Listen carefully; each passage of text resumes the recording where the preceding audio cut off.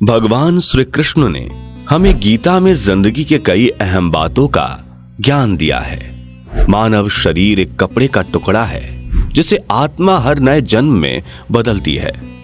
क्रोध भ्रम की निशानी है, यानी क्रोध की वजह से इंसान भ्रम में फंस जाता है और अच्छाई और बुराई के बीच पहचान नहीं कर पाता। जीवन का संतुलन बहुत जरूरी है, यानी जिंदगी में केवल सुख भी घातक साबित हो सकता है। स्वार्थी होने से बचे, क्योंकि स्वार्थी एक ऐसा स्वभाव है जो हमें अपने ही लोगों से दूर कर देता है। ईश्वर हमेशा हमारे साथ है और अगर आप अच्छा काम करते हैं तो ईश्वर आपके भविष्य को खुद ब खुद संवार देगा। शक ना करें, क्योंकि शक मजबूत से मजबूत रिश्ते को पल भर में तोड़ सकता है। मृत्यु से ना डरें, क्योंकि मृत्यु जीवन का अंतिम सच है और मृत्यु से डर के हम अपने वर्तमान की खुशियों में शामिल नहीं हो पाते।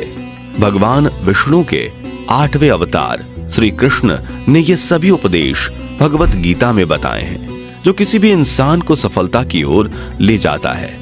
हाथ में बांसुरी और सिर पर सतरंगी मोर पंख उनकी पहचान है।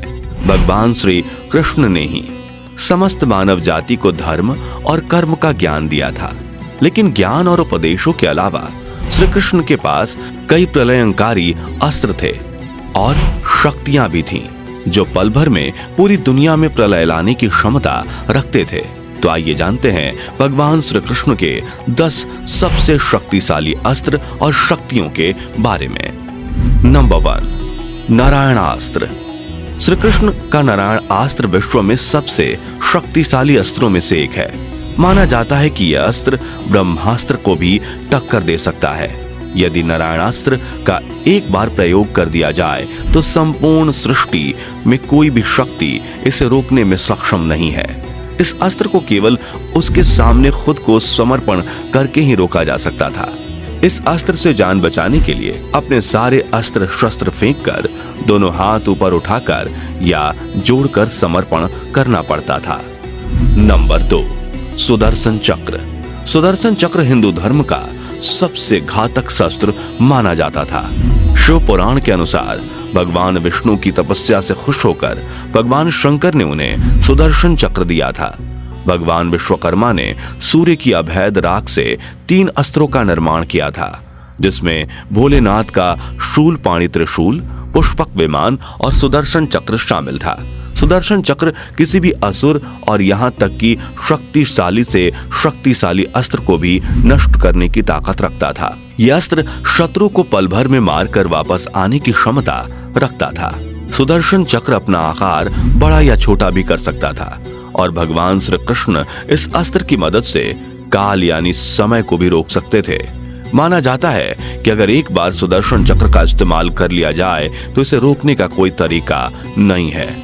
इसे रोकने के लिए स्वयं भगवान शिव, विष्णु या ब्रह्मा अपने अस्त्रों यानी कि त्रिशूल या ब्रह्मास्त्र का प्रयोग करना पड़ता था। कहा जाता है कि भगवान श्री कृष्ण की मृत्यु के बाद सुदर्शन चक्र धरती के अंदर रहस्यमय तरीके से समा गया। नंबर 3, कौमोद की गदा। श्री विष्णु भगवान अपने 4 हाथों में से एक हाथ में गदा रखते हैं। भगवान विष्णु के इसी गदा को कौमोद की गदा कहा जाता है। ये गदा महाभारत काल में भगवान कृष्ण को वरुण देव यानी जल जगत के देवता से प्राप्त हुई थी।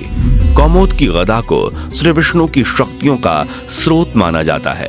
इस गदे को इस्तेमाल करने पर भयंकर आवाज आती है और इस गदे का सिर्फ एक बार शक्तिशाली असुर और राक्षसों का विनाश करने में सक्षम था।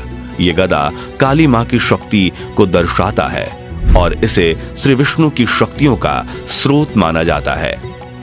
नंबर 4, वैष्णव अस्त्र।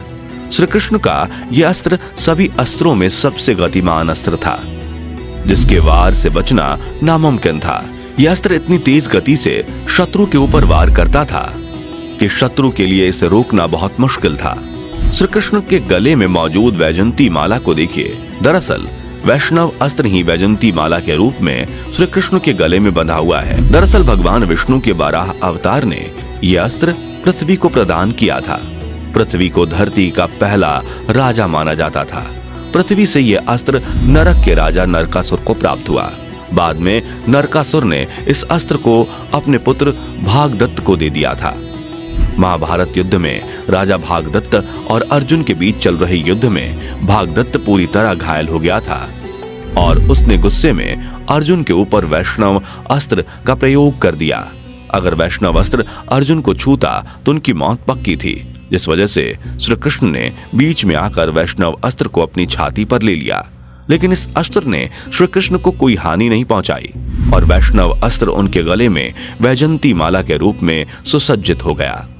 इस अस्त्र का इस्तेमाल किया जाता है तो यह बहुत तेज रफ्तार से आसमान में ऊपर की ओर जाता है और बिजली की रफ्तार से नीचे आते हुए दुश्मन की जान ले लेता है।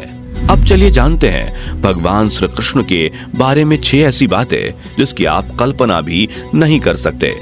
नंबर 1, श्री कृष्ण की लगभग 16,000 पत्नियां थीं। दरअसल उन्होंने दानव नरकासुर की कैद से हजारों औरतों को आजाद करवाया था और उन्हें इज्जत वाली जिंदगी देने के लिए कृष्ण जी ने उनसे शादी की थी। नंबर 2, वो अत्यंत बुद्धिमान थे। उन्होंने गुरु सांदीपनी आश्रम में सिर्फ 64 दिनों में 14 विद्याएं एवं 64 कलाएं सीख ली थीं, जो एक बहुत हैरान करने वाली बात थी, क्योंकि उस समय किसी भी व्यक्ति को केवल एक विद्या सीखने में ही 2 से 2.5 साल लग जाते थे।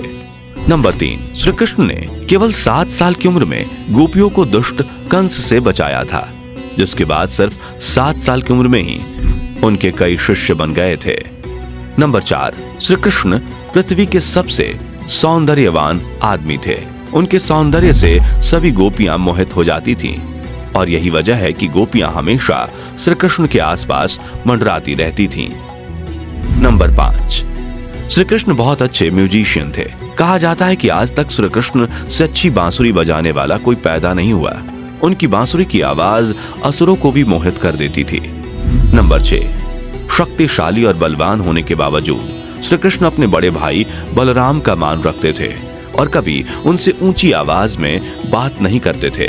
उम्मीद है कि आपको हमेशा की तरह वीडियो बहुत पसंद आई होगी, इसलिए वीडियो को लाइक और अपने दोस्तों में शेयर जरूर कीजिएगा। धन्यवाद।